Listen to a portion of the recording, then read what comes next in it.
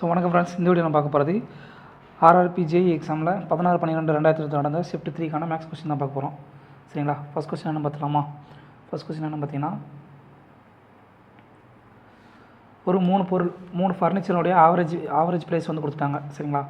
அந்த 3 ஃபர்னிச்சருடைய விலையினோட விகிதத்தை கொடுத்துட்டாங்க. அதில் வந்து இருக்கிறதுலே மிக குறைந்த விலையில் உள்ள ஃபர்னிச்சருடைய மதிப்பு என்னன்னு சொல்லி கேட்குறாங்க. சரிங்களா? 3 ஃபர்னிச்சருடைய ஆவரேஜ் ப்ரைஸ் வந்து 16,800 அப்படின்னா அதோடைய டோட்டல் ப்ரைஸ் என்ன வரும் பார்த்தீங்கன்னா, டோட்டல் ப்ரைஸ் வந்து 3 × 16,800 சொல்லியிருக்கும். சரிங்களா? இது வந்து எதுக்கு இணையாக இருக்கும் பார்த்தீங்கன்னா, இந்த 3னுடைய ரேஷியோவுக்கு இணையாக இருக்கும். ஸோ இதனோட மொத்த ரேஷியோட மதிப்பு 15x.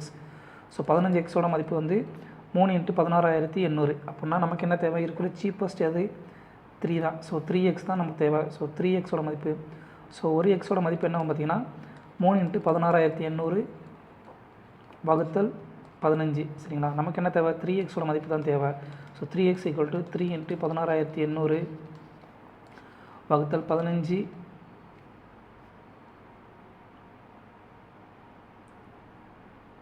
× 3. சரிங்களா? இப்போ அடி கொடுத்தீங்க அப்படின்னா 5 3 15. ஸோ 5ஆல் அடி கொடுத்தீங்க அப்படின்னா 3 5 15 மிச்சம் 1, 3 15 மிச்சம் 3 இருக்கும், 6 30, 3360. ஸோ யூனிட் டிஜிட் வந்து 6 3 இருக்குன்னா 8ல் வரணும். ஸோ யூனிட் டிஜிட் படி பார்த்தீங்கன்னா 10,080 தான் ஆன்சர். சரிங்களா? யூனிட் டிஜிட் 6 × 3 என்ன வரும்? யூனிட் டிஜிட் வந்து 8ல் முடியும். ஸோ 8ல் முடிகிற மாதிரி ஒரே ஒரு ஆப்ஷன் தான் இருக்குது. அது வந்து 10,080 தான் ஆன்சர். அடுத்த கொஸ்டின் என்ன பார்த்தீங்கன்னா,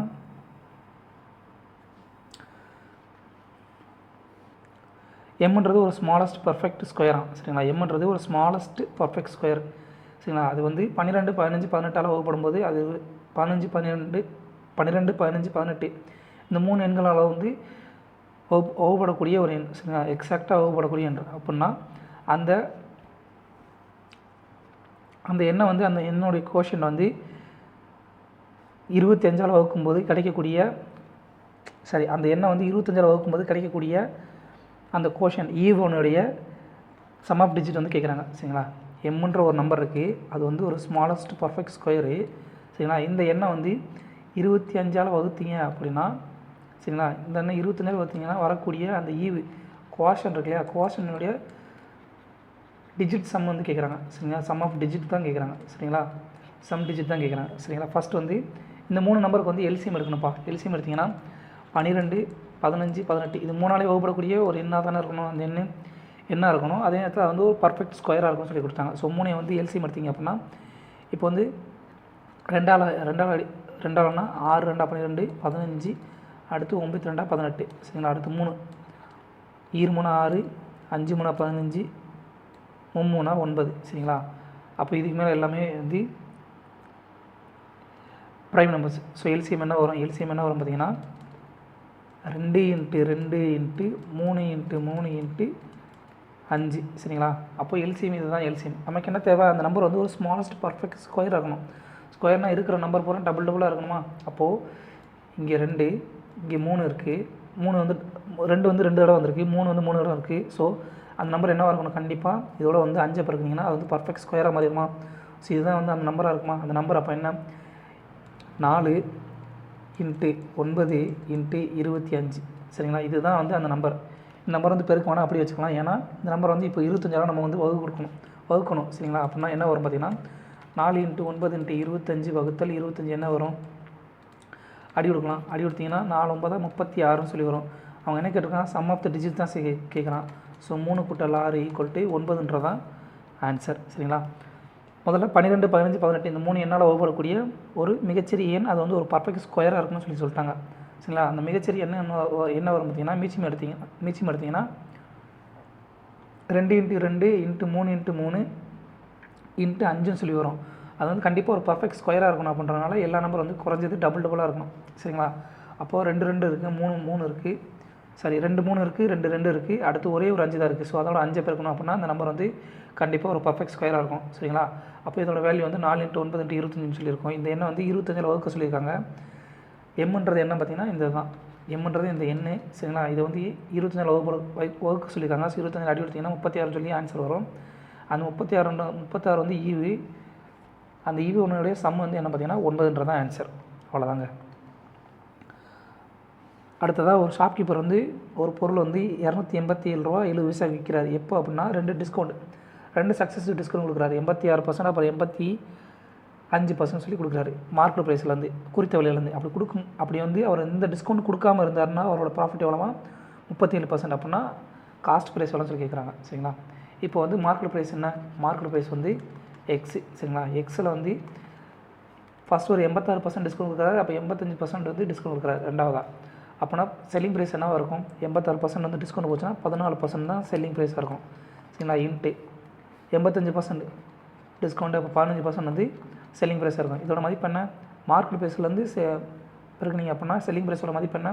287.70 தான் ஆன்சர். சரிங்களா? இது சுருக்குனீங்க அப்படின்னா என்ன வரும் பார்த்தீங்கன்னா 3×15 25 100. சரிங்களா? இதை சுருக்குனீங்க அப்படின்னா 7×2 14 5×2 20. சரிங்களா? இந்த 10 வந்து அப்படி இந்த பக்கம் பெருக்குனீங்க அப்படின்னா என்ன வரும்? ஸோ எக்ஸோட மதிப்பு என்ன வரும் பார்த்தீங்கன்னா எக்ஸ் ஈக்குவல் இந்த 10 வந்து இங்கே கொண்டு போய் பெருக்கணும் அப்படின்னா 287. சரிங்களா? 287.7 புள்ளின்றது மறைஞ்சிடும். சரிங்களா? 10ஓட பெருக்கிங்கன்னா புள்ளி எவ்வளோ? 2877 மாறும். இன்ட்டு 100 வகுத்தல் 3021. சரிங்களா? 3021. ஸோ அடி கொடுத்தீங்க அப்படின்னா ஓரையில் 7, ஒரு 21 மிச்சம் வந்து 7 இருக்கும். சரிங்களா? 7 இருக்கும். அப்போ 77னா 63, 3 63 சொல்லியிருக்கோம். சரிங்களா? 63னா மிச்சம் 14. ஸோ அடி கொடுத்தீங்க அப்படின்னா 7 21 வந்து 147 சொல்லியிருக்கோம். அவ்வளோதான். ஸோ அடி கொடுத்தீங்க அப்படின்னா எக்ஸோட மதிப்பு என்ன வரும்? 13,700 சொல்லி வரும். சரிங்களா? இப்போ வந்து இது வந்து என்னது? மார்க்கெட் ப்ரைஸோட மதிப்பு. கணக்கில் என்ன கொடுத்தவன்? எந்த ஒரு டிஸ்கவுண்ட் கொடுக்காம இருந்தாலும் அவனோட ப்ராஃபிட் வந்து என்னவாக இருக்கும்? 37% சொல்லியிருக்கும். அப்போது எந்த ஒரு டிஸ்கவுண்டே இல்லாமல் கொடுத்தாங்க அப்படின்னா அது வந்து மார்க்கெட் ப்ரைஸும் செல்லிங் ப்ரைஸும் சமமாக இருக்குமா? அப்போ செல்லிங் ப்ரைஸோட மதிப்பு என்ன? செல்லிங் ப்ரைஸோட மதிப்பு 13,700 சொல்லியிருக்கோம். கணக்கில் என்ன கொடுத்தா அது வந்து ப்ராஃபிட் வந்து 37% தான். சரிங்களா? அப்போது செல்லிங் ப்ரைஸ் என்னவாக இருக்கும்? 137% சொல்லியிருக்கோம். 137% மதிப்பு 13,700 அப்படின்னா 1% மதிப்பு என்ன? 100. நமக்கு என்ன தேவை? சிபி வந்து எப்பயுமே வந்து 100%. சரிங்களா? சிபியோட மதிப்பு 100%னா நமக்கு வந்து 100% மதிப்பு 10,000 சொல்லி ஆன்சர் கிடைக்கும். அவ்வளோதாங்க. ஃபஸ்ட்டு வந்து கொடுத்துருக்க அமௌண்ட்டை வந்து செல்லிங் ப்ரைஸ் கொடுத்துருக்காங்க. அடுத்து டிஸ்கவுண்ட் பர்சன்டேஜ் வந்து கொடுத்துருக்காங்க. நம்ம வந்து செல்லிங் பர்சன்டேஜை மாற்றிட்டு நம்ம வந்து முதல்ல மார்க்கெட் ப்ரைஸ் கண்டுபிடிக்கிறோம். மார்க்கெட் ப்ரைஸில் வந்து எந்த ஒரு டிஸ்கவுண்ட் கொடுக்காம இருந்தோம் அப்படின்னா அதோட ப்ராஃபிட் வந்து 37% அப்படின்னா மார்க்கெட் ப்ரைஸும் செல்லிங் ப்ரைஸும் சேமாக இருக்கும். சரிங்களா? எந்த ஒரு டிஸ்கவுண்ட் கொடுக்காம தான் மார்க்கெட் ப்ரைஸும் செல்லிங் ப்ரைஸும் சேமாக இருக்கும். அப்போ 137%ன்றது 13,700 அப்படின்னா 1% வந்து 100. நமக்கு தேவையானது சிபியோட மதிப்பு 100% ஈக்குவல் டு 10,000 சொல்லி நமக்கு கிடைக்கும் ஆன்சர். அடுத்த கொஸ்டின், ஒரு சிலிண்டரிக்கல் ராடு இருக்கான். சரிங்களா? ஒரு உருளை வடிவ ஒரு ராடு இருக்குது. சரிங்களா? அதோடைய கர்வ்டு சர்ஃபேஸ், அதோட சுற்றளவு மொத்த அதாவது வலைபரப்பினுடைய ஏரியாவோட மதிப்பு என்னென்னா 44,500 சென்டிமீட்டர் ஸ்கொயராக. சரிங்களா? அப்படின்னா அதோடைய லென்த், அந்த ராடுடைய லென்த் வந்து 39 சென்டிமீட்டர். அப்படின்னா அந்த அவுட்டர் ரேடியஸினுடைய சரிங்களா அதோடைய மதிப்பு என்ன கேட்குறான்? அதனுடைய ஆரத்தோடைய மதிப்பு என்ன சொல்லி கேட்குறான்? ஒரு ராடு இருக்குப்பா. சரிங்களா? ஒரு ராடு இருக்குது. அந்த ராடு வந்து ஒரு உருளை வடிவில் இருக்குதுன்னு சொல்லிட்டாங்க. சரிங்களா? இதனுடைய வலைபரப்பினுடைய ஃபார்முலா என்ன? 2πRH. சரிங்களா? இந்த உருளையினுடைய வலைபரப்பு சரிங்களா கர்வ்டு சர்ஃபேஸ் ஏரியா ஃபார்முலா என்ன பார்த்தீங்கன்னா உருளையினுடைய கர்வ்டு சர்ஃபேஸ் ஏரியா வலைபரப்பினுடைய ஃபார்முலா ஒன்று 2πRH. சரிங்களா? இதோட ஹெயிட் என்னவாக இருக்கும்? ஸோ அதோட லென்த்து தானே அதோட ஹெயிட்டாக இருக்கும். அதோட ஹெயிட்டோட மதிப்பு எவ்வளவு? அப்போது 39 சென்டிமீட்டர். சரிங்களா? 39 சென்டிமீட்டர். இதோடைய ஆரம் தான் கேட்குறாங்க. சரிங்களா? அப்போது ஃபார்முலாவில் போட்டுடலாமா? Curved surface area equal to 2πRH equal to 4500. அப்போது பையனோட மதிப்பு 22/7 இன்ட்டு R இன்ட்டு ஹெச். ஹெச்சோடைய மதிப்பு என்ன? 39. 4500. ஸோ அடி கொடுத்தீங்க அப்படின்னா 39 அடி கொடுத்தீங்க அப்படின்னா 3 அடி கொடுக்கலாமா? அப்போ 13. சரி, அடி கொடுத்தீங்க அப்படின்னா 1500. இப்போ என்ன பண்ண போகிறோம்? 22, சரிங்களா. ஆறு மட்டும் இந்த பக்கத்தில் வச்சுக்கலாம், மற்ற எல்லாத்தையும் அடுத்த பக்கத்துக்கு கொண்டு போய்க்கலாம். 6 = 15 × 100 1500 பிரித்து அடிக்கலாம்.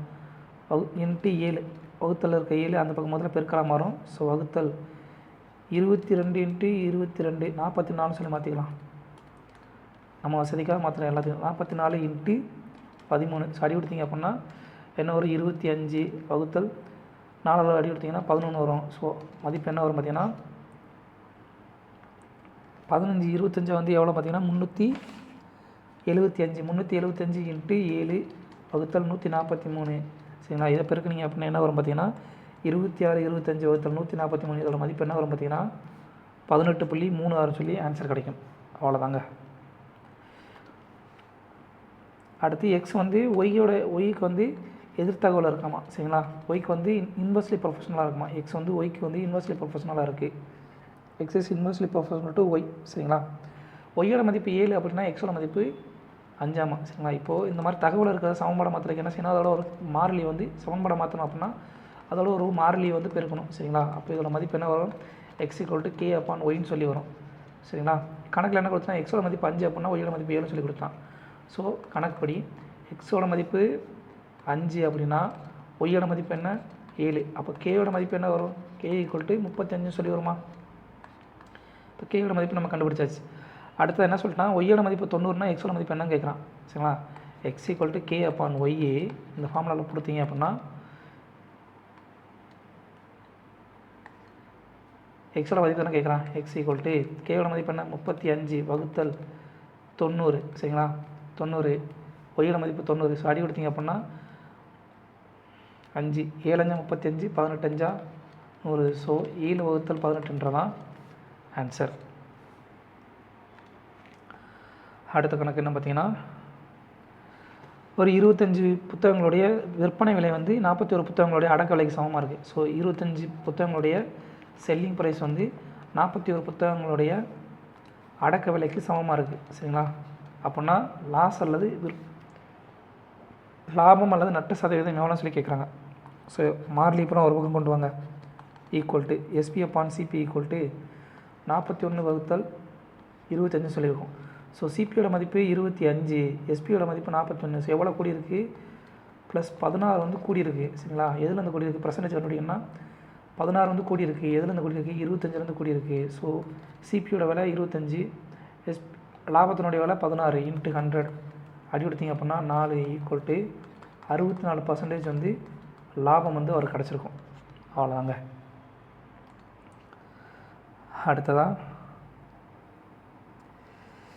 இந்த நம்ம ஏற்கனவே பார்த்தது தான் a/m அப்பான் a/n = அடிமான 2 சமம்ன்றனால வகுத்தல் இருந்துச்சுன்னா a/m - n சொல்லி மாற்றணும். இதே a/m × a/n அதோட மதிப்பு என்னென்னா a/m + n சரிங்களா. அடுத்து a/0 மதிப்பு 1 சரிங்களா. இந்த ஃபார்முலா 3 தெரிஞ்சுக்கிட்டிங்கன்னா இந்த கணக்கு போட்டுடலாம். அடுத்து a/5 - 6 வகுத்தல் இருக்கனால அப்படி கழித்தலாம் மாத்திரம். அடுக்க சமமாக வச்சுட்டு அடிமானத்தை சமமாக வச்சுட்டு அடிமான சமம்னா அடுக்கு வந்து வகுத்தல் இருந்துச்சுன்னா கழிக்கலாம் சரிங்களா. அடுத்ததான் b/9 - 3 × c/1 - 8 என்ன வரும், a/-1 × b/6 × c/-7 இதுதான் ஆன்சர். அடுத்தது இதோட ஃபார்முலா நமக்கு ஆல்ரெடி தெரிஞ்சது தான், ஏற்கனவே பார்த்துருக்கோம். இதே ஃபார்முலா பேஸ் பண்ணி நிறையா கொஸ்டின் நிற்கிறாங்கப்பா. a + b + c இது த ஹோல் ஸ்கொயர் ஃபார்முலா என்னது, a² + b² + c² + 2 × the whole ab + bc + caன்றதான் formula சரிங்களா. இந்த ஃபார்முலா புட் பண்ணிங்கன்னா நமக்கு கிடைக்கிற ஆன்சர் என்ன பார்த்தீங்கன்னா 16a² + 36b² + 81c² + 48ab + 108bc + 72ac answer. அடுத்ததாக ஒரு சர்க்கிள் இருக்குது. அந்த சர்க்கிளுடைய ஒரு பகுதி, அதாவது வட்டக்கோணம் சரிங்களா. ஒரு வட்டத்தினுடைய ஒரு பகுதியினுடைய பெரிமீட்டர் கேட்குறாங்கப்பா. இப்போ அந்த வட்டத்தினுடைய ஆரம் வந்து 10.5 சென்டிமீட்டர் சரிங்களா. அந்த பகுதியில் அந்த செக்டருடைய வட்டத்தினுடைய மையத்தோடு ஏற்படுத்தக்கூடிய கோணம் வந்து 60 டிகிரி. அப்படின்னா அந்த பகுதி அந்த வட்ட நாணினோட பகுதியினுடைய சுற்றளவு என்ன சொல்லி கேட்குறாங்க சரிங்களா. ஸோ கணக்கு என்னென்னா, இந்த மாதிரி ஒரு வட்டம் இருக்குது, அதில் வந்து ஒரு செக்டார் இருக்குதுன்னு சொல்லி வச்சுக்கலாம். சரிங்களா? இது வந்து வட்டத்தினுடைய மையம். இப்போ வந்து அதில் வந்து ஒரு செக்டார் இருக்குது. ஒரு செக்டார்னால் வேறு ஒன்றும் இல்லை, அதில் ஒரு பகுதி. சரிங்களா? அந்த ஒரு பகுதி இருக்குது. இது வந்து வட்டத்தோடு ஏற்படுத்தக்கூடிய கோணம் என்னவா? 60 டிகிரியாமா. சரிங்களா? அப்படின்னா இந்த ஒட்டுமொத்த பரப்பினுடைய சுற்றளவு எவ்வளோன்னு சொல்லி கேட்குறாங்க. இது என்ன? இது வந்து ஓன்னு சொல்லி வச்சுக்கலாம். இது வந்து ஏ, இது பின்னு சொல்லி வச்சுக்கலாம். சரிங்களா? ஏபியோட மதிப்பு என்ன பார்த்தீங்கன்னா எல். எல்லுன்றது நீளம். சரிங்களா? ஏபியோட மதிப்பு எல். இது 6, இதுவும் ஆரமாக இருக்கும். சரிங்களா? அப்போது இதுக்கு வந்து ஒரு ஃபார்முலா இருக்குப்பா. என்ன அப்படின்னு பார்த்தீங்கன்னா, வட்டத்தினுடைய மைய கோணம் தெரியும். சரிங்களா? அந்த செக்டாரினுடைய மைய கோணம் தெரியும். இந்த வட்டத்தினுடைய வில்லினுடைய நீளம் கண்டுபிடிக்கிறதுக்கு என்ன ஃபார்முலா பார்த்தீங்கன்னா, வட்ட வில்லின் நீளம். சரிங்களா? வட்ட வில்லின் நீளம் L equal to θ/360 degree into சுற்றளவுனால 2πr. சரிங்களா? இது ஒரு ஃபார்முலா. அப்படி இல்லைனா இந்த மாதிரி எத்தனை செக்டார், எத்தனை வட்ட பகுதிகள் இருக்குதுன்னு சொல்லி, அரை வட்டமோ கால் வட்டமோ எத்தனை வட்ட பகுதிகள், அந்த நம்பர் ஆஃப் செக்டார் கொடுத்தாங்க அப்படின்னா, செக்டர் நம்பர் ஒரு நிமிஷம் பாருங்கள், என்னன்னு சொல்லி நம்பர் ஆஃப் செக்டார் கொடுத்தாங்க. அதாவது 3 வட்ட பகுதிகள், 4 வட்ட பகுதிகள்னு சொல்லி நம்பர் ஆஃப் செக்டார் கொடுத்தாங்க அப்படின்னா அதுக்கு இன்னொரு ஃபார்முலா இருக்குது. அதே மாதிரி வட்டத்தினுடைய நீளம் கண்டுபிடிக்கிறது 1/n × 2πr. சரிங்களா? இப்படி ஒரு ஃபார்முலா இருக்குது. இந்த ஃபார்முலா வந்து தெரிஞ்சால் மட்டும்தான் இந்த கணக்கு போட முடியும். சரிங்களா? ஒரு வட்டம் இருக்குது, அந்த வட்டத்தினுடைய மையத்தோடு வந்து ஏற்படுத்தக்கூடிய கோணம் வந்து 60 டிகிரி. இந்த வட்ட வில்லினுடைய நீளத்தை நமக்கு வந்து என்ன கேட்டிருக்காங்க, இந்த செக்டாரினுடைய சுற்றளவு கேட்குறாங்க. சரிங்களா? அப்போ 2πr + எல்லுன்றதான் 2πr + எல் தான் வந்து நம்ம கண்டுபிடிக்க வேண்டிய பகுதி. சரிங்களா? சுற்றளவு தானே கேட்குறாங்க. 2πr + எல் இப்படி இருந்துச்சுன்னா, இந்த முதல்ல அந்த எல்லினுடைய நீளத்தை கண்டுபிடிக்கணும் இல்லையா? அந்த எல்லினுடைய நீளம் கண்டுபிடிக்கணும்னா அது ஃபார்முலா. அந்த வட்ட வில்லினுடைய நீளத்தை கண்டுபிடிக்கிறதுக்கு θ/360 டிகிரி × 2πrன்றதான் ஆன்சர். வட்டத்தினுடைய சுற்றளவு 2πr, அதோட இன்ட்டு θ/360 டிகிரி. தீட்டான்றது 60 டிகிரி இங்கே. ஸோ எல்லுடைய மதிப்பு கண்டுபிடிக்கலாமா? அது வட்டத்தினுடைய நம்பர் ஆஃப் செக்டார்ஸ் கொடுத்துட்டாங்க. மூணு வட்டப்பகுதிகள், 4 வட்டப்பகுதிகள் அப்படி சொல்லி கொடுத்தாங்கன்னா எத்தனை வட்டப்பகுதிகள் 1/n × 2πrன்னு சொல்லி இன்னொரு ஃபார்முலாவும் இருக்குது எல் கண்டுபிடிக்கிறதுக்கு. சரிங்களா? இந்த 2 ஃபார்முலா நமக்கு தேவையான ஃபார்முலா இப்போ என்ன, θ/360 டிகிரி. So 60 × 360 × 2πr. பையனோட மதிப்பு 22/7 × ஆறுனுடைய மதிப்பு 10.5. சரிங்களா? இப்போ அடி கொடுத்தீங்க அப்படின்னா இது என்ன வரும், 6.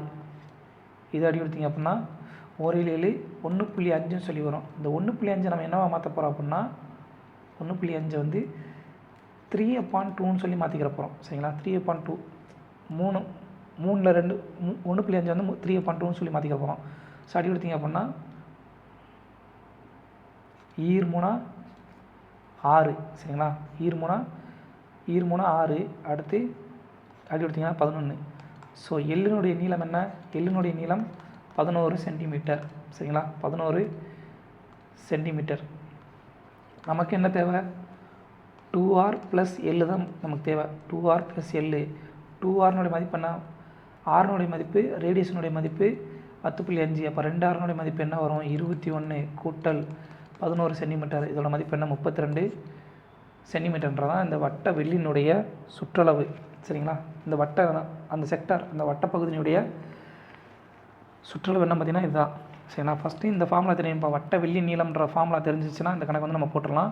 ஸோ இது வந்து நம்ம வந்து புதுசாக இப்போ தான் படிக்கணும், நியூ லேர்னிங். சரிங்களா? அடுத்து அக்ஷத் வந்து ஒரு பயணத்தை வந்து 10 மணி நேரத்தில் வந்து முடிக்கிறான். சரிங்களா? அவன் அந்த பயணத்தின் தூரத்தை வந்து பாதி தூரத்தை வந்து 72 மணிக்கு 72 கிலோமீட்டர் வேகத்தில் கிடக்கிறான்.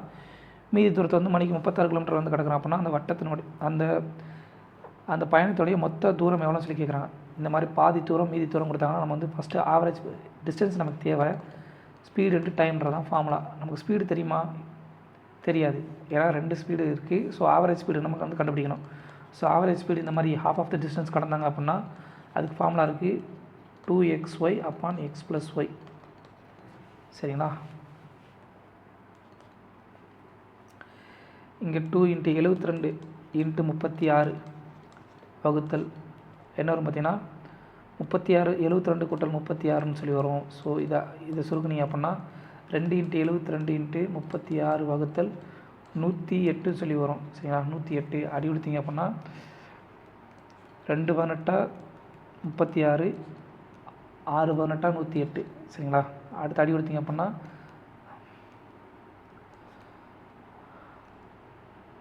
36 இன்ட்டு 3 தானே, சாரி 6 18 கிடையாது, 2 18 30, சாரிங்க ஒரு நிமிஷங்க, 1 36 36னா 2 36 72, 3 36 108 சரிங்களா. இதை மறுபடியும் அடி எடுத்தீங்க அப்படின்னா 24. ஸோ ஆவரேஜ் ஸ்பீடு எவ்வளவு 48 km/h சரிங்களா. நமக்கு என்ன தேவை, டிஸ்டன்ஸ் தான் தேவை. டிஸ்டன்ஸ் ஈக்குவல் டு ஸ்பீடோட மதிப்பு என்ன 48, டைம் எவ்வளவு 10 km. ஸோ 480 km தான் ஆன்சர். அவ்வளோங்க. அடுத்த கணக்கு என்ன பார்த்தீங்கன்னா சிம்பிள் இன்ட்ரெஸ்ட் கணக்குப்பா சரி. ஒரு 3000 ரூபாய்க்கு வந்து 8% வட்டி விகிதத்தில் 25 பிப்ரவரிலேருந்து பிப்ரவரி 2024 26 ஏப்ரல் 2024 வரைக்கும் வட்டி எவ்வளோ சொல்லி கிடைக்குன்னு சொல்லி கேட்குறாங்க சரிங்களா. ஃபஸ்ட்டு வந்து நமக்கு வந்து இதில் வந்து மொத்தம் எத்தனை டேட் இருக்குன்னு பார்த்தீங்கன்னா, இது வந்து ஒரு லீப் இயர் சரிங்களா. 2024 வந்து ஒரு லீப் இயர். பிப்ரவரி மாதம் கொடுத்துட்டாலே வந்து நீங்கள் லீப் இயராக என்ன சொல்லி ஒரு செக் பண்ணிக்கோங்க. ஏன்னா ஒரு டே வந்து லீப் இயர் வந்து எக்ஸ்ட்ரா வரும் சரிங்களா. அப்போ மொத்தம் பிப்ரவரியில் எத்தனை நாள் இருக்குது 25, 26, 27, 28 4 நாள். அப்புறம் மார்ச்சில் ஒரு 31 நாள், அடுத்து ஏப்ரலில் ஒரு 26 நாள். ஸோ மொத்தம் 61 நாள் சரிங்களா. Simple interest equal to BRT upon 100 சரிங்களா. பிரின்சிபல் எவ்வளவு 3000 ரூபாய், வட்டி விகிதம் எவ்வளவு 8% சரிங்களா. இன்ட்டு டைம் எவ்வளவு 61 நாள் 366 நாட்களுக்கு சரிங்களா. அப்போ இது வந்து இயராக மாறிடும் சரி. 61 366ன்றது இயர், இந்த 8%க்கு இன்ட்டு 100 பாடி கொடுத்தீங்க அப்படின்னா 00 அடி ஆயிரும். அடுத்து 6 அடி எடுத்திங்கன்னா 6 போகும். அடுத்து இதை அடி எடுத்திங்கன்னா 5 5 30, 5 இன்ட்டு 5 8 40 தான் வட்டியாக இருக்கும் சரிங்களா. 40 ரூபா வந்து வட்டி கிடைக்கும். நார்மலாக வந்து வருஷம் வந்து கொடுத்துருப்பாங்க. இப்போ வருஷம் கொடுக்காம வந்து நாட்கள் கொடுத்ததுனால நாட்களை வந்து நம்ம எண்ணிக்கிட்டோம்னா நமக்கு வந்து மேக்ஸிமம் வந்து ஆன்சர் கிடச்சிடும். அவ்வளோதான். நாட்களை வந்து வருஷத்தில் கன்வெர்ட் பண்ணணும் அப்படின்னா 365 லீப் இயராக இருந்துச்சுன்னா 366 வகுத்துக்கோங்க சரிங்களா. ஏவுடைய சேலரி வந்து பியினுடைய சேலரியோட 37% அதிகமாக. அப்போ பி 100 அப்படின்னா ஏ வந்து எவ்வளோ இருக்கும் 137 இருக்கும். இப்போ கணக்கில் என்ன கேட்குறாங்கன்னா பியோட சேலரி வந்து ஏவோட எவ்வளோ கம்மியாக இருக்குன்னு சொல்லி கேட்குறாங்க. ஸோ பியோட சேலரி வந்து ஏயோட எவ்வளோ இருக்குது 37 கம்மியாக இருக்குது. எவ்வளோ கம்மி 37, எதுலேருந்து 137லேருந்து கம்மி இன்ட்டு 100. இதை சுருக்குனீங்க அப்படின்னா நமக்கு கடைசியில் கிடைக்கிறது 27.01 தான் ஆன்சராக கிடைக்கும். சாரிங்க.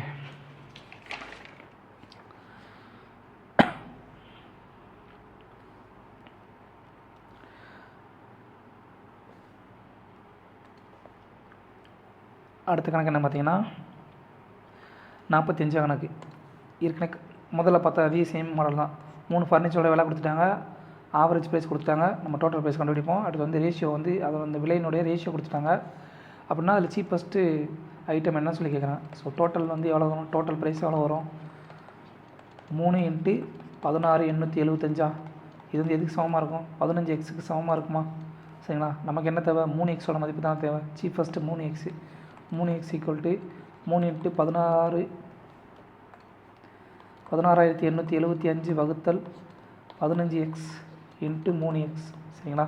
அடி எடுத்திங்க அப்படின்னா எக்ஸுக்கு எக்ஸு அடியாயிரும், எக்ஸுக்கு எக்ஸ் அடியாயிட்டு 5 அடி எடுத்திங்க அப்படின்னா 3 5 15 மிச்சம் 1 3 5 15 மிச்சம் 3 7 5 35 மிச்சம் 2 5 பெருக்குனிங்க அப்படின்னா 3 × 33 3375 மதிப்பு என்ன வரும் 10,125 சொல்லி நமக்கு தேவையான ஆன்சர் கிடைக்கும் சரிங்களா. அடுத்து ஒரு நம்பர் வந்து 50% இன்க்ரீஸ் ஆகும்போது அந்த நம்பர் வந்து 2910 மாறுது அப்படின்னா அந்த நம்பர் என்ன சொல்லி கேட்குறான். ஸோ 50%ஓட பின்ன வடிவம் 1/2. ஸோ 2ன்றது 1 கூடி 3 சொல்லி மாறும் சரிங்களா. ப்ளஸ் 1 வந்து கூடும் சரிங்களா.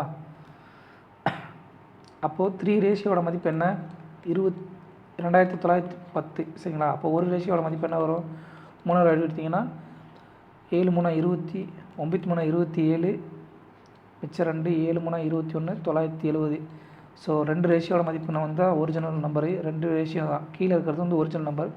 ஸோ 2 ரேஷியோட மதிப்பு 19,040 சொல்லி ஆன்சர் கிடைக்கும். அவ்வளோதாங்க.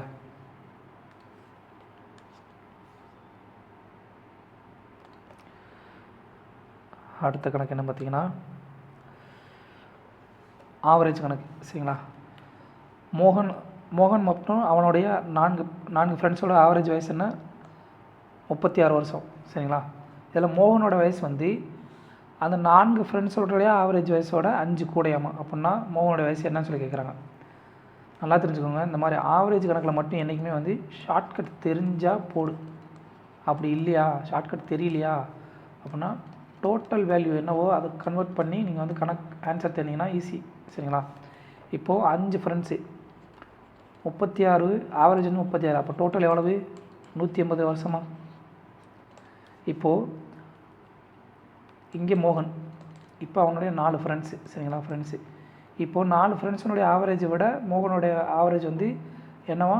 5 கூடையா. ஸோ 4 ஃப்ரெண்ட்ஸோட ஆவரேஜ் வந்து எக்ஸு. அப்படின்னா மோகனுடைய ஆவரேஜ் அளவு எக்ஸ் ப்ளஸ் 5. சரிங்களா, அப்போ டோட்டல் எவ்வளோ இருக்கும்? 4 பேரோட average 4 × X 4x plus X plus 5ன்றது தான் டோட்டலாக இருக்கும். So 4x plus X plus 5 = 180 சொல்லியிருக்குமா? இந்த 5 பேருனுடைய வயசு தான் 180. ஸோ அடி கொடுத்தீங்க அப்படின்னா 5x ப்ளஸ் 5 = 180 சொல்லி வரும். இதை சுருக்குனீங்க அப்படின்னா எக்ஸோட மதிப்பு என்ன வரும்னா 5 காமனாக எடுத்து அடிச்சிங்கன்னா எக்ஸோட மதிப்பு, ஸோ அடி கொடுத்தீங்கன்னா 175. எக்ஸோட மதிப்பு 175/5 = 3×5 = 15, மிச்சம் 2, 5×5 = 25. ஸோ எக்ஸோட மதிப்பு 25 அப்படின்னா நமக்கு என்ன தேவை?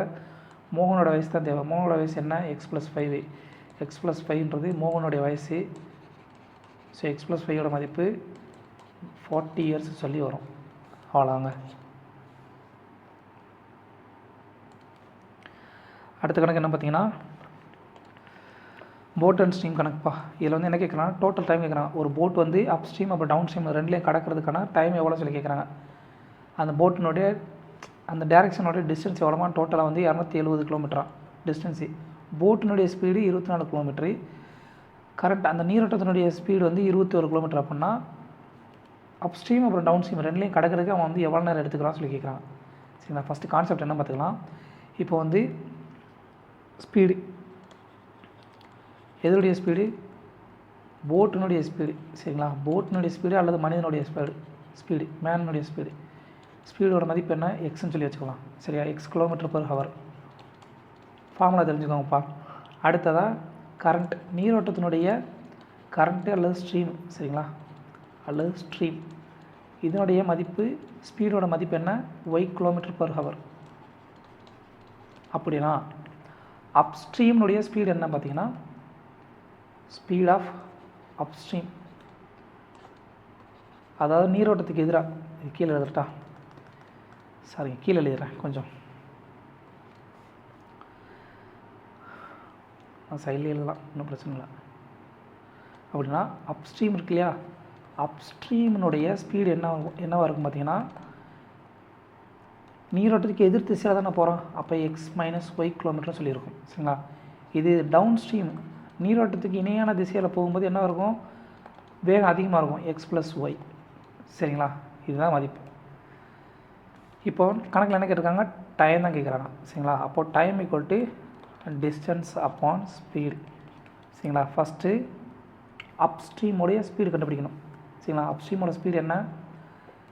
எக்ஸ் மைனஸ் ஒய்யோட மதிப்பு என்ன? 24 - 21 = அப்ஸ்ட்ரீமில் வந்து ஸ்பீடு என்ன? 24 - 21 = 3. சரிங்களா, 3 தான் வந்து ஆன்சர். அது டவுன் ஸ்ட்ரீமில் அவனோட ஸ்பீடு எவ்வளவு? 24 + 21, அப்போது 45 தான் வந்து அவனோட டவுன் ஸ்ட்ரீம் ஸ்பீடு. சரிங்களா, நமக்கு வந்து டோட்டல் டைம் தான் கேட்குறாங்க. அப்போ டோட்டல் டிஸ்டன்ஸ் எவ்வளவு? ஃபஸ்ட்டு அப்ஸ்ட்ரீமில் வந்து அவனோட டைம் எல்லாம் பார்த்தீங்கன்னா அப்ஸ்ட்ரீமில் அவனோட டைம் என்ன பார்த்தீங்கன்னா டைம் இங்கே வந்து நம்ம கண்டுபிடிக்க போகிறது டைம். சரிங்களா, டிஸ்டன்ஸ் எவ்வளவு? 270 கிலோமீட்டர். அப்ஸ்ட்ரீமில் வந்து அவனுடைய ஸ்பீடு எவ்வளவு? 3 km/h = 90 மணி நேரத்தில் வந்து அப்ஸ்ட்ரீம் வந்து கடந்திருப்பான், நீரோட்டத்துக்கு எதிர் திசையில் வந்து கடந்திருப்பான். சரிங்களா, அடுத்து டவுன் ஸ்ட்ரீமில் அவனுடைய டைம் என்ன? டவுன் ஸ்ட்ரீமில் அவனோட டைம் என்ன பார்த்தீங்கன்னா 270 கிலோமீட்டரு. அதை வந்து எவ்வளோ நேரத்தில் கிடப்போம்? 45 கிலோமீட்டர் பர் மணிக்கு 45 கிலோமீட்டர் பர் வேகத்தில் வந்து கிடக்கிறான். அப்படின்னா இதோட மதிப்பு எவ்வளோ பார்த்தீங்கன்னா 6 ஹவர். அவங்க என்ன கேட்குறாங்க, டோட்டலாக வந்து அப் ஸ்ட்ரீம் டவுன் ஸ்ட்ரீம் இது ரெண்டே வந்து கிடக்கிறதுக்கு எவ்வளோ நேரம் ஆகுதுன்னு சொல்லி கேட்குறாங்க. ஸோ ஈக்குவல் டு 96 ஹவர் தான் வந்து ஆன்சர். போட்டினுடைய ஸ்பீடு எக்ஸ் கிலோமீட்டரு, கரண்ட் அல்லது நீரோட்டத்தினுடைய ஸ்பீடு வந்து ஒய் கிலோமீட்டரு. சரிங்களா? அப்படின்னா நீரோட்டத்துக்கு எதிர் திசையில் அவனுடைய வேகம் என்னவாக இருக்கும்னா எக்ஸ் மைனஸ் ஒய். நீரோட்டத்துக்கு இணையான திசையில் அவனுடைய வேகம் என்னவாக இருக்கணும்? X plus Y. அப்போ அப்ஸ்ட்ரீமுடைய ஸ்பீடு என்னவாக இருக்கும் அப்படின்னா கணக்குப்படி 24 மைனஸ் 21 3 கிலோமீட்டர் பர் ஹவராக இருக்கும். சரிங்களா? அதே டவுன் ஸ்ட்ரீமில் நீரோட்டத்துக்கு இணையாக வந்து அவனுடைய வேகம் என்னவாக இருக்கும்? 45 கிலோமீட்டர் பர் ஹவராக இருக்கும். நமக்கு என்ன தேவை? டைம் தான் தேவை. டைமோட ஃபார்முலா என்ன? Time equal to distance upon speed. சரிங்களா? அப்போ ஸ்பீடு என்ன? அப்ஸ்ட்ரீமோட ஸ்பீடு என்ன? அப்ஸ்ட்ரீமோட டைம் என்ன? டோட்டல் டிஸ்டன்ஸ் 270 கிலோமீட்டரை 3 மணிக்கு 3 மணி நேரம் வீதம் கடந்தானா 90 மணி நேரத்தில் கிடப்பான். அதே நீரோட்டத்துக்கு இணைய திசையில் 6 மணி நேரத்தில் கிடக்கிறான். அப்படின்னா மொத்தம் வந்து 96 மணி நேரத்தில் வந்து இந்த அப்ஸ்ட்ரீம் டவுன் ஸ்ட்ரீம் ரெண்டையும் கிடக்கிறதுக்கு 96 மணி நேரம் வந்து அவனுக்கு ஆயிருக்கும். அவ்வளோதாங்க. அடுத்ததாக கொடுக்கப்பட்ட தரவனுடைய மீடியன் கேட்குறாங்க. இது வந்து ஃபஸ்ட்டு எந்த கணக்கில் பார்த்தோம் ஞாபகம் இருக்குங்களா? ஏஎல்பியில் பார்த்துருக்கோம் இந்த கணக்கு. இந்த மாதிரி முதல்ல வந்து மீடியன் கேட்டாங்கன்னா மீடியனோட மதிப்பு என்ன? இடைநிலை. சரிங்களா? இருக்கிற செட்டில் இருக்கிறதுலையோட இடைநிலை தான் வந்து மீடியன். சரிங்களா? இடைநிலைக்கு என்ன பண்ணணும்? ஃபஸ்ட்டு எத்தனை நம்பர் ஆஃப் டேர்ம்ஸ் இருக்குதுன்னு சொல்லி பாருங்கள். 3, 6,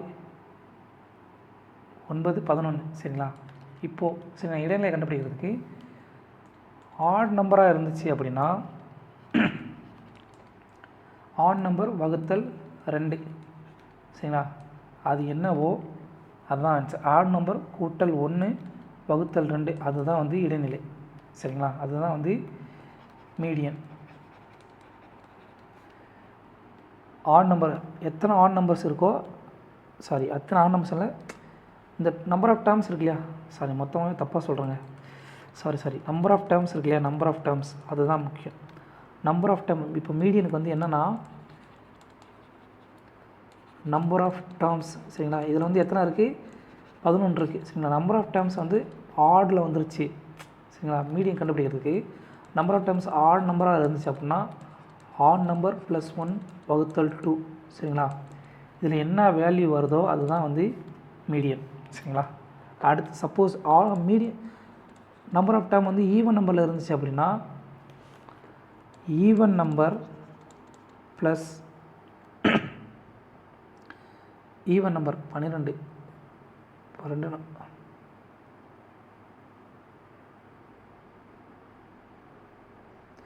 ஈவன் நம்பர் ப்ளஸ் 1/2. சரிங்களா?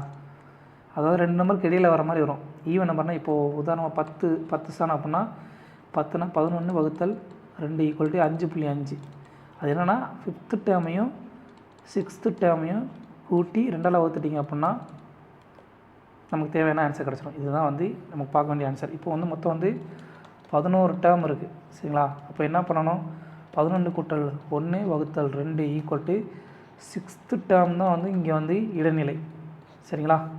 அப்போது முதல்ல இருக்கிற எல்லா நம்பரையும் என்ன பண்ணணும்? அதுக்கு முன்னாடி ஏறு வரிசையில் எழுதணும். சரிங்களா? அப்போது 14 அடுத்து என்ன இருக்குது? 14 அதுக்கப்புறம் 29. சரிங்களா? 29 அடுத்து 40 48 அடுத்து 50. வரிசையில் ஒன்றும் அவசியம் கிடையாது. நமக்கு எத்தனாவது டேர்ம் தேவை? 6வது டேர்ம் தான் தேவை. ஸோ 3 6வது டேர்ம் என்ன? 50ன்றதான் இங்கே இருக்கக்கூடிய இடைநிலை. புரிஞ்சுக்கும் நம்புகிறேன். மறுபடியும் சொல்கிறேன். நம்பர் ஆஃப் டேர்ம்ஸ் என்ன இருக்குன்னு பாருங்கள். ஃபஸ்ட்டு நம்பர் ஆஃப் டேர்ம்ஸ் என்னன்னு பாருங்கள். அது ஆட் நம்பரில் இருந்துச்சு அப்படின்னா அதோட 1 கூட்டி 2ஆல் வகுத்திங்கன்னா என்ன டேர்ம் வருதோ அத்தனை டேர்ம் தான் வந்து இடைநிலை. சரிங்களா?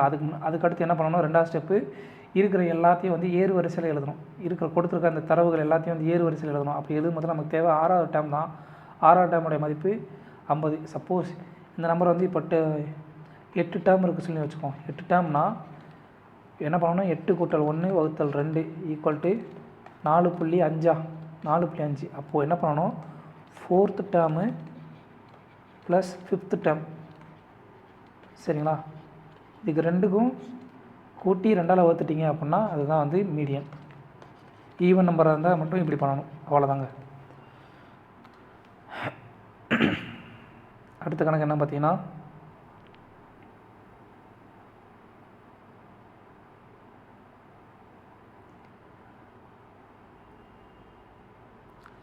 49க்கு அப்புறம் 51 52 60 கணக்கு. ஸ்மாலஸ்ட் ரேஷியோ என்ன சொல்லி கேட்குறாங்கப்பா. 23 வகுத்தல் 48, 17 வகுத்தல் 39, 10 வகுத்தல் 36, அப்புறம் 15 வகுத்தல் 33. இது எல்லாத்துக்குள்ள வித்தியாசம் என்ன பாருங்கள். வித்தியாசம் என்ன இங்கே 23, வித்தியாசம் என்ன 25. மேலே நியூமரேட்டர் டினாமினேட்டர் ரெண்டுக்குள்ள வித்தியாசம் என்ன. இங்கே வித்தியாசம் வந்து 22. இதில் வித்தியாசம் என்ன 26. இதில் வித்தியாசம் என்ன 18. இதில் இருக்குல்ல எதுக்கு வந்து வித்தியாசம் வந்து அதிகமாக இருக்கோ அதுதான் வந்து ஸ்மாலஸ்ட் ரேஷியோவாக இருக்கும் மோஸ்ட் நம்பர் ஆஃப் டைம். சரிங்களா. அப்போ இருக்குல்ல வித்தியாசம் என்ன. இருக்குல்ல வித்தியாசம் வந்து அதிகமாக இருக்கிறது எதுக்கு 26 தான். 26 தான் வந்து இருக்கல வந்து அதிகமான வித்தியாசம். ஸோ அதான் வந்து ஸ்மாலஸ்ட் நம்பர் ஆஃப் ரேஷியோவாக இருக்கும். சரிங்களா. இது ஒரு கான்செப்ட். அப்படி இல்லை அப்படின்னா குறுக்கு பெருக்கல் பண்ணி எந்த நம்பர் வந்து நம்ம ஆல்ரெடி வந்து இந்த மாதிரி நிறைய கணக்கு போட்டிருக்கோம். குறுக்கு பெருக்கல் பண்ணிங்க அப்படின்னா எந்த நம்பரோட வேல்யூ சின்னதாக வருதோ அதுதான் வந்து ஆன்சர். அடுத்ததாக எக்ஸ் வந்து y³ -1க்கு வந்து எதிர்த்தகவல் இருக்கான். y³ -1 அப்படின்னா எக்ஸோட மதிப்பு வந்து ஒய்யோட மதிப்பு 2 அப்படின்னா எக்ஸோட மதிப்பு 7. அப்போது ஒய்யோட மதிப்பு 6ன்னு இருக்கும் போதில் எக்ஸோட மதிப்பு என்ன இருக்குன்னு சொல்லி கேட்குறான். ஸோ இது வந்து தகவல் இருக்க வந்து சமமான மாற்றம்னா ஒரு மாறிலியால் பெருக்கணும். மாறிலியால் பெருக்கணும்னா இந்த கணக்கு ஆல்ரெடி பார்த்தா தான் y³ -1 சொல்லி வரும். k × 1 அப்பான் y³ -1 அது k அப்பான் y³ -1 சொல்லி மாறும்.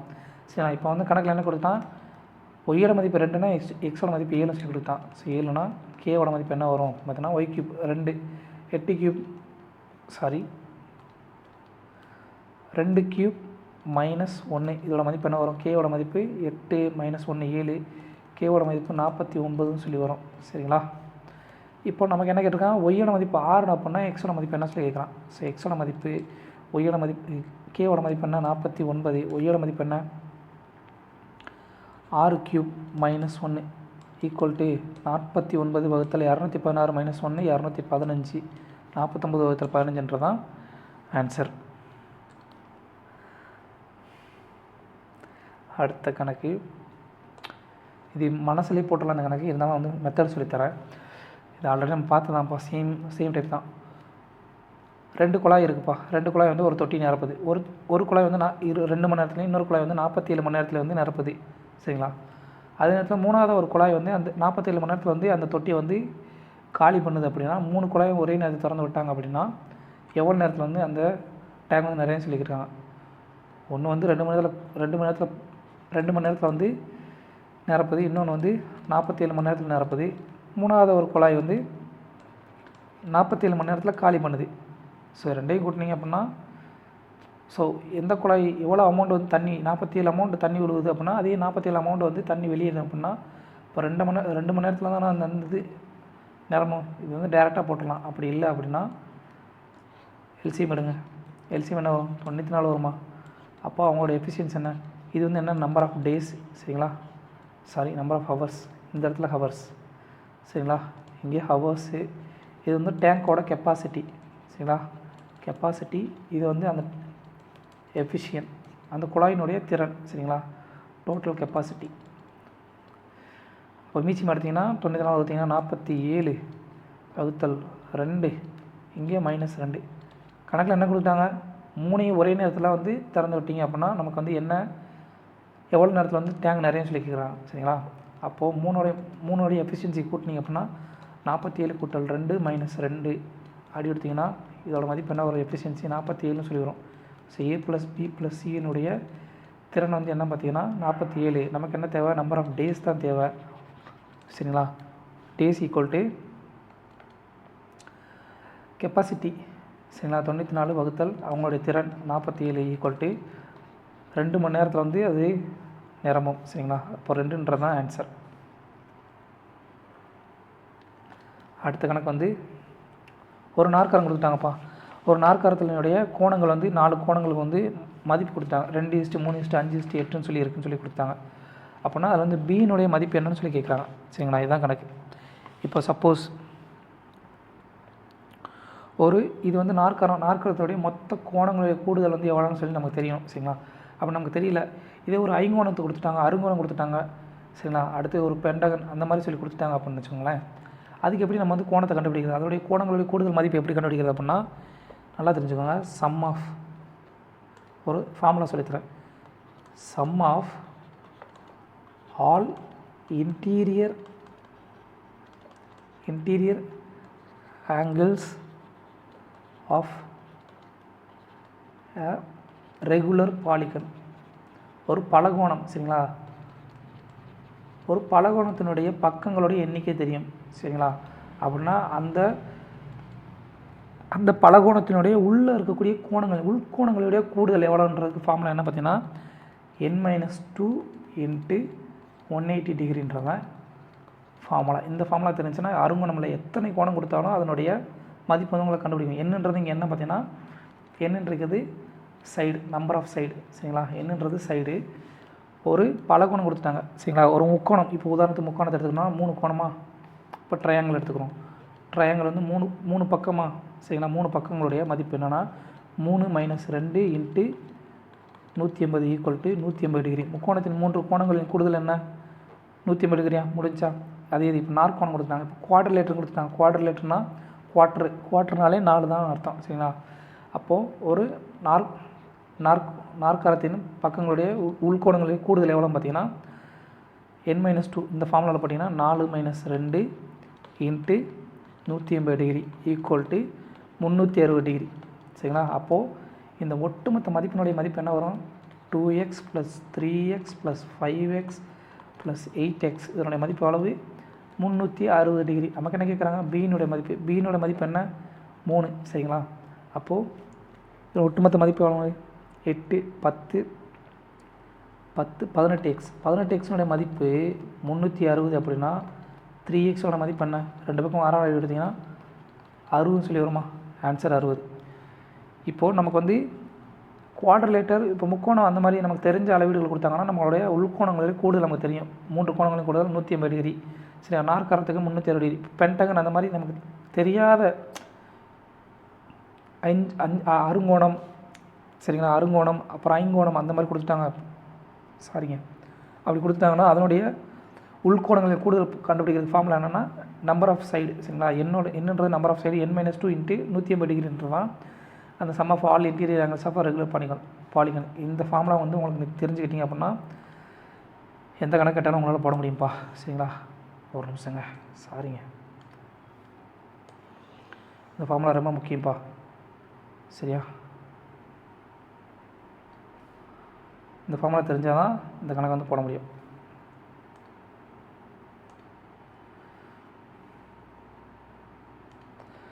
அடுத்த கொஸ்டின் என்ன பார்த்தீங்கன்னா ஒரு சேம் இன்ட்ரெஸ்ட்டுக்கு ஒரு சம்முக்கு ஒரு பிரின்சிபலுக்கு வந்து சிம்பிள் இன்ட்ரெஸ்ட் வந்து 2 வருஷத்துக்கு 56 ரூபா, காம்பவுண்ட் இன்ட்ரெஸ்ட் வந்து 72 ரூபா. அப்படின்னா அந்த பிரின்சிபல் எவ்வளோ சொல்லி கேட்குறாங்க. சரிங்களா, ஃபஸ்ட்டு வந்து 2 வருஷத்துக்கு சரிங்களா சிம்பிள் இன்ட்ரெஸ்ட் 56 ரூபா அப்படின்னா ஒரு வருஷத்துக்கு எவ்வளவு 28 ரூபாயா? அப்போது ஃபஸ்ட் இயரில் என்ன வந்து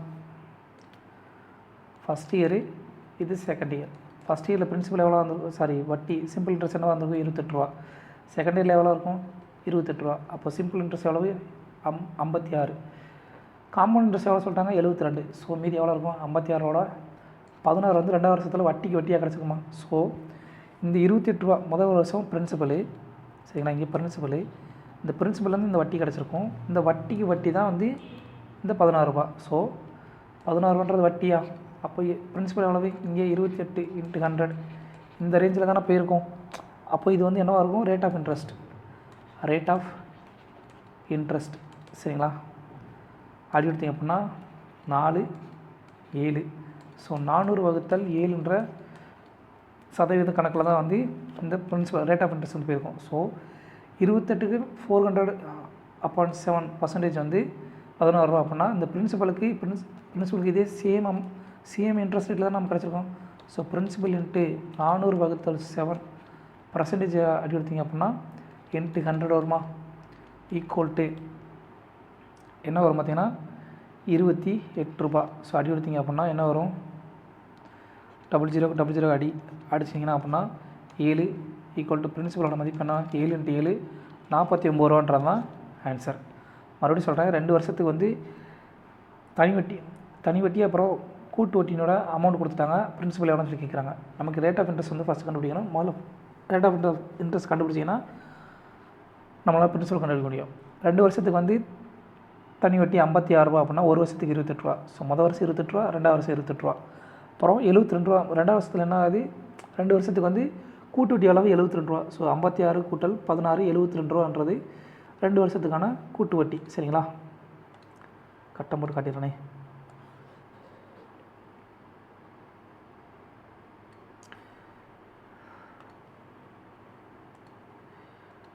இப்போது என்னென்னா இந்த 28 பிரின்சிபல் மொதல் வருஷம் 28 ரூபா கிடச்சிக்கும். அந்த 28 ரூபாய்க்கான வட்டி தான் 2வது வருஷம் வந்து 16 ரூபாய் கிடச்சிக்கும். ஸோ 28 ரூபா அசல் அப்படின்னா 16 ரூபா வட்டி. ரேட் ஆஃப் இன்ட்ரெஸ்ட் என்ன பார்த்தீங்கன்னா 400/7. அப்போ ரேட் ஆஃப் இன்ட்ரெஸ்ட் வந்து சேமாக தான் வந்திருக்கும் எல்லா இடத்துலையும். ஸோ ஃபஸ்ட்டு மொதல் வருஷம் பிரின்சிபலுக்கு 400/7% மதிப்பு என்ன அப்படின்னு பார்த்தீங்கன்னா 28 ரூபா அப்படின்னா, ஸோ பிரின்சிபல் வந்துட்டு 400/7% பதிலாக 100 போட்டிருக்கோம். ஈக்குவல் டு 28 ரூபா அப்படின்னா அடி கொடுத்தீங்க அப்படின்னா பிரின்சிபலோட அமௌண்ட்டு 49 ரூபான்னு சொல்லி நமக்கு கணக்கில் கிடைக்கும். சரிங்களா, இது இம்பார்ட்டன்ட் கணக்குப்பா. இந்த மாதிரி மாடலில் வந்து ஏற்கனவே வந்து நம்ம ஆல்ரெடி பார்த்துருக்கோம். பட் இது நல்லா கான்செப்ட் நல்லா தெரிஞ்சுக்கோங்க. அடுத்த கணக்கு சுருக்கு கணக்கு. சரிங்களா, இந்த மாதிரி கணக்கெலாம் கணச்சா ஸ்கிப் அண்ட் கோ தான். ஃபஸ்ட்டு வந்து இது வந்து நிறையா டைம் சாப்பிடும். ஏன்னா இது வந்து டைம் கன்சியூமிங் கொஸ்டின். சரிங்களா, நிறையா பெருக்கி பெருக்கணும், கூட்டணும், அப்புறம் கழிக்கணும், இதெல்லாம் செஞ்சீங்க அப்படின்னா எல்லாமே தசமஸ்தானத்துலேயே வரும். ஸோ ஆன்சர் வந்து கடைசியில் இதுதான் ஆன்சரு. இந்த மாதிரி கணக்கெல்லாம் லாஸ்ட்டாக செய்யுங்க. உங்களுக்கு என்ன தெரிஞ்சிருந்தாலும் லாஸ்ட்டாக செய்யுங்க. அடுத்த கணக்கு பாருங்கள். இந்த கணக்கில் வந்து நீங்கள் வந்து இப்போது உதாரணத்துக்கு நீங்கள் வந்து டைம் ஸ்பெண்ட் பண்ணிக்கிறீங்க. ஆனால் அடுத்த கணக்கில் பாருங்கள், ஃபார்முலா கணக்கு. டைரெக்டாக formula a + b + c ² formula. இந்த கணக்குக்கு மெனக்கட்டு நீங்கள் செஞ்சீங்க அப்படின்னா குறைஞ்சது 2 நிமிஷம் ஆகும். அதுக்கு 1 செகண்ட் ஸ்கிப் பண்ணி பார்த்துக்கிங்க. ஸ்கிப் பண்ணிட்டு போனீங்க அப்படின்னா இந்த கணக்கில் டைரக்ட் ஃபார்முலாவில் அப்படியே போட்டு நம்ம வந்து 30 செகண்டில் ஒரு விடையை கண்டுபிடிச்சி நம்ம 1 மார்க் எடுத்துகிட்டு போயிட்டே இருக்கலாம். அதுதான் கான்செப்ட். சரிங்களா, அது கடைசியாக வந்து செஞ்சுக்கலாம். இந்த மாதிரி செஞ்சீங்க அப்படின்னா வந்து ஸ்கிப் அண்ட் கோ. இந்த மாதிரி பெருசாக மல்டிப்ளிகேஷன், அதாவது என்ன சார் டைம் கன்சியூமிங் எடுக்கிற மாதிரி இருந்துச்சுன்னா அது ஸ்கிப் அண்ட் கோ பண்ணிட்டு லாஸ்ட்டாக வந்து அந்த கணக்கு செய்யுங்க. அடுத்த கணக்கோட ஆன்சர் இதான்ப்பா. a + b + c ² ஃபார்முலாலாம் வந்து இருக்குது. அதோட ஃபார்முலா நம்ம ஆல்ரெடி பார்த்தது தான். ஸோ அதே சேம் கணக்கு பாருங்கள். ஒரு ஃபார்முலா, ஒரே ஒரு இயற்கணித ஃபார்முலாவில் 3 கொஷின் வந்திருக்கு. 3 கொஷின். ஸோ ஃபார்முலா வந்து நல்லா படிச்சுக்கோங்க. ஃபார்முலா படிக்க வந்து உங்களுக்கு வந்து ரொம்ப ரொம்ப நல்லது. ஸோ கணக்கு வந்து நிறையா போட முடியும். பாருங்கள், ஒரே சேம் ஃபார்முலா, ஒரு ஃபார்முலா தெரிஞ்சிருச்சுன்னா 3 மார்க் சொல்லையாக எடுத்துகிட்டு போயிருந்துருக்கலாம். அடுத்ததாக ஒரு விற்பனையாளர் வந்து ₹1 வந்து 40 பழங்களை வாங்குறாரு. சரிங்களா, இப்போ அவர் வந்து 25% லாபம் பார்க்கணும் அப்படின்னா ₹1 எத்தனை பழங்களை விற்கணும்னு சொல்லி கேட்குறாங்க. நமக்கு நல்லா ஆல்ரெடி பார்த்த கணக்கு தான். ப்ரைஸ் வந்து என்றைக்குமே பொருளுடைய அளவுக்கு வந்து எதிர்த்தகவு. சரிங்களா, இப்போது ஃபஸ்ட்டு வந்து சிபி எவ்வளவு, எஸ்பி, இங்கே ப்ரைஸ். சரிங்களா, சிபி வந்து எவ்வளோ இருக்குது, முதல்ல ₹100. சரிங்களா, எஸ்பி எவ்வளோ கேட்குறாங்க, இப்போது ₹125. லாபம் வந்து 25,000 கிடைக்குமா, எஸ்பியோட மதிப்பு 125 இருக்கும். சுருக்குனிங்க அப்படின்னா 4:5 சொல்லியிருக்குமா. அப்போ குவான்டிட்டியோட அளவு என்னவாகும், குவான்டிட்டியோட அளவு அப்படியே தலைகீழாக இருக்குமா. அப்போ குவான்டிட்டி ஃபஸ்ட்டு 5, இப்போ 4 சொல்லியிருக்குமா. இந்த 5 ரேஷியோட மதிப்பு என்ன, 40 பழங்களா, 40 பழங்களா. ஸோ 5 × 8. அப்போ 4உடைய மதிப்பு என்ன, 4 × 8 = ₹1 32 பழங்களை விற்கும் பொழுது அவருக்கு வந்து 25% லாபம் கிடைக்கும். இதுதான் சிம்பிள் கான்செப்ட். இதுதான் ப்ரைஸும் குவான்டிட்டியும் எதிர்த்தகவு. ஏன்னா பொருளுடைய விலை வந்து அதிகமாகும் போது வந்து நம்ம வந்து கம்மியான பொருட்கள் வாங்குவோம். அதே பொருளுடைய விலை வந்து கம்மியாக இருக்கும் பொழுது நம்ம அதிகமான பொருட்கள் வாங்குவோம். இதுதான் கான்செப்ட்டு. ஸோ ப்ரைஸு குவான்டிட்டி வந்து எதிர்த்தகவு. அடுத்து புள்ளியியல் கணக்குப்பா. புள்ளியியல் கணக்கு ரொம்ப ரொம்ப நல்ல கணக்கு. ஸோ கான்செப்ட் மட்டும் புரிஞ்சுக்கோங்க, மற்றபடி எல்லாம் ஈஸி. சரிங்களா, இங்கே number of marks obtained EXI and FI. Yes, இது வந்து எக்ஸு, இது வந்து எஃப். சரிங்களா? எஃப்ன்றது என்னன்னா number of terms, number of observation. இது வந்து டோட்டல் வேல்யூ. இது number of sum of observation. சரிங்களா? இது ஃபார்முலா என்ன பார்த்தீங்கன்னா மீன் கண்டுபிடிச்சாங்க, இடைநிலை சராசரி கண்டுபிடிச்சிருக்காங்க. இந்த மாதிரி ஒரு டேபிள் மாதிரி கொடுத்து இது வந்து புள்ளியல் கணக்கு. இதில் வந்து சராசரி இடைநிலை கண்டுபிடிக்க சொன்னாங்கன்னா என்ன பார்த்தீங்கன்னா சம் ஆஃப் எக்ஸ்ஐ எஃப்ஐ அப்புறம் வகுத்தல் சம் ஆஃப் எஃப்ஐ. அது வேறு ஒன்றும் இல்லை. இது ரெண்டையும் பெருக்கி வரக்கூடிய விடை வந்து எக்ஸையும் எஃப்ஐயும் பெருக்குனீங்கன்னா என்ன வரும்? இங்கே வந்து எஃப்ஐ எக்ஸ்ஐயோட மதிப்பு என்ன வரும் பார்த்தீங்கன்னா 8 9 98. அப்புறம் ஒரே நிமிஷங்க, ஆல்ரெடி பெருக்கி வச்சுருந்ததுனால அதை பார்க்குறேன், வேறு ஒன்றும் இல்லை. 983 ஆல்ரெடி போட்டிருந்தேனே, ஒரே ஒரு நிமிஷம்.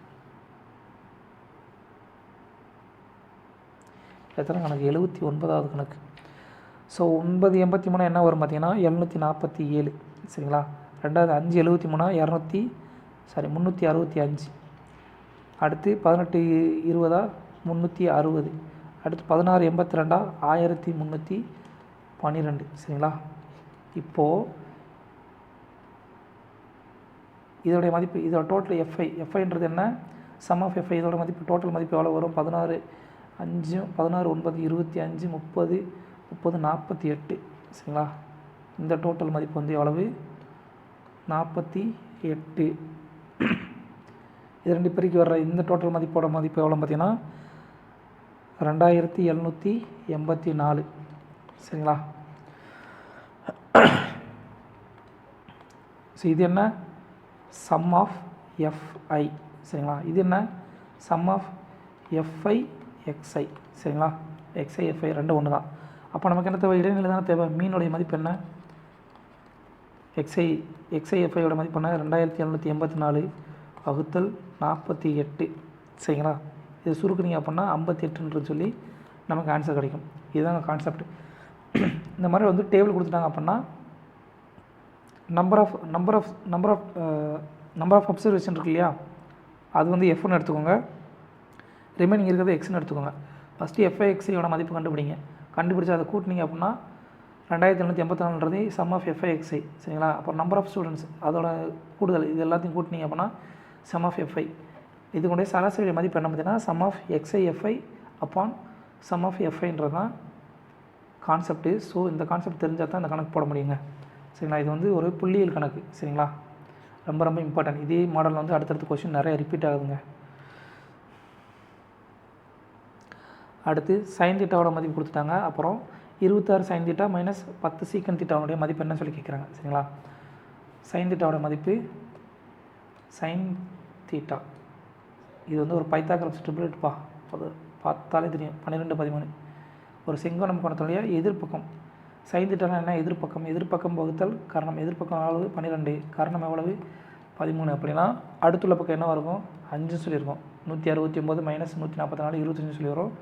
ஸோ அடுத்துள்ள பக்கத்துடைய மதிப்பு 5. நமக்கு என்ன கேட்குறான்? 26 சைன் தீட்டாவோட மதிப்பு என்ன? 12 வகுத்தல் 13 மைனஸ் 10 இன்ட்டு சீக்கன் தீட்டாவோட மதிப்பு என்ன? இது வந்து என்ன? பர்பண்டிகுலர்.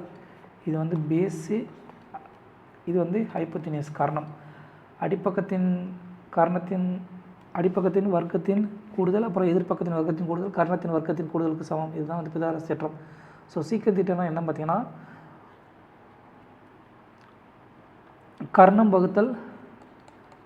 வகுத்தல் பேஸ். சரிங்களா? அப்போது அதோட மதிப்பு என்ன வரும்? 13 வகுத்தல் 5 சொல்லி வரும்.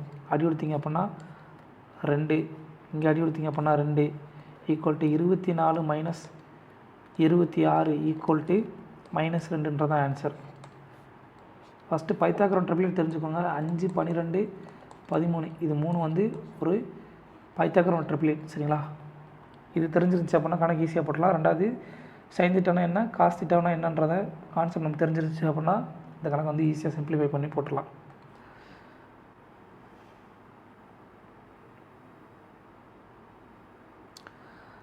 அடுத்ததாக கடைசி கணக்குப்பா. எனக்கு தெரிஞ்சு 94 கணக்கு. எஸ், கடைசி கணக்கு.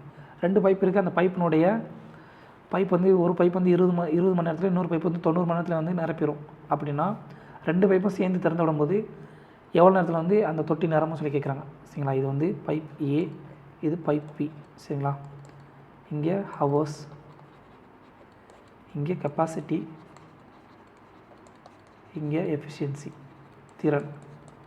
சரிங்களா, இப்போது 20 மணி நேரம் ஏ பைப் வந்து நிரப்புது, பி பைப் வந்து 90 மணி நேரத்தில் நிரப்புது. அப்போது எல்சிஎம் என்ன வரும்? 180 வருமா? ஸோ அடி கொடுத்தீங்க அப்படின்னா எஃபிஷியன்சி என்ன வரும்? ஏவோட எஃபிஷியன்சி 9, பியோட எஃபிஷியன்சி 2. ஸோ 2 பேரோட எஃபிஷியன்சி ஏ ப்ளஸ் பியோட மதிப்பு என்ன வரும்? எஃபிஷியன்சியில் 11 வருமா? நமக்கு என்ன தேவை? எவ்வளோ நேரத்தில் அந்த டேங்க் வந்து நிறைய சொல்லி கேட்குறாங்க. சரிங்களா, அப்போது hours, number of hours equal to capacity upon efficiency equal to 180/11 தான் ஆன்சர். ஸோ அவ்வளோதான் ஃப்ரெண்ட்ஸ். தேங்க்யூ.